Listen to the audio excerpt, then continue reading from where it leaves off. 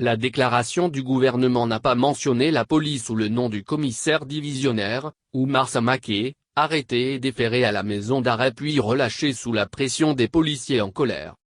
Le gouvernement malien de transition a condamné, samedi, l'attitude des hommes armés en uniforme ayant obtenu par la force la libération du commissaire divisionnaire, Oumar Samaké, arrêté vendredi, par la justice malienne dans l'affaire des tueries des manifestations du 10, 11 et 12 juillet 2020. Des hommes en uniforme et armés sont descendus, vendredi, dans la rue pour manifester. L'acte est condamnable, si l'on en juge par la qualité des manifestants. C'est pourquoi le gouvernement tient d'abord à rassurer. Rassurer non seulement l'ensemble des forces de défense et de sécurité, mais également les civils qui se verraient en insécurité, a déclaré le gouvernement dans un communiqué. Dans le cadre de la lutte contre l'impunité, des interprétations sont en cours. Des citoyens sont convoqués par des juges.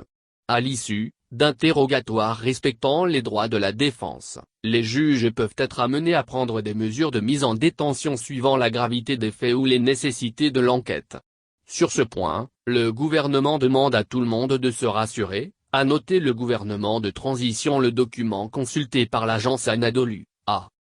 En particulier, que ceux qui ont manifesté, vendredi, sachent que le gouvernement ne veut leur nuire en quoi que ce soit. Ils relèvent d'une institution de la République et, pour cette raison, en tant que citoyens, tous leurs droits seront respectés. Il leur incombe d'assurer l'ordre et la sécurité afin que, dans la sérénité, les populations s'adonnent à leurs activités dans le cadre du développement national, note le communiqué. En outre, le gouvernement a exhorté les hommes en uniforme à remplir cette mission dans le dévouement, ajoutant que ce message vise également à exhorter au respect de l'autorité de l'État. Le communiqué indique également que le gouvernement a retenu, dans son programme d'action, la lutte contre la corruption et l'impunité. Il ne saurait ni faiblir, ni fléchir, dans cette lutte, a-t-il souligné. Une action est entamée au nom de l'instauration d'une gouvernance de rupture, d'une gouvernance vertueuse. Cette action sera menée à terme dans le strict respect des libertés, mais avec vigueur et fermeté.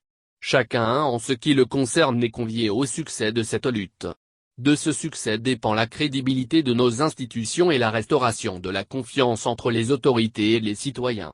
Pour cette raison, il ne saurait être question de recul encore moins d'abandon, a ajouté le gouvernement. Le commissaire divisionnaire, Oumar Samaké, commandant de la force a été inculpé et déféré à la maison centrale d'arrêt de Bamako par la justice malienne dans l'affaire des tueries des manifestants du mouvement du 5 juin et rassemblement des forces patriotiques M5 RFP, des 10, 11 et 12 juillet 2020 conduisant à la chute du régime du président Ibrahim Boubacar Keïta. Les différents corps de la police malienne se sont mobilisés pour obtenir la libération d'Oumar Samaké, quelques heures après son arrestation vendredi.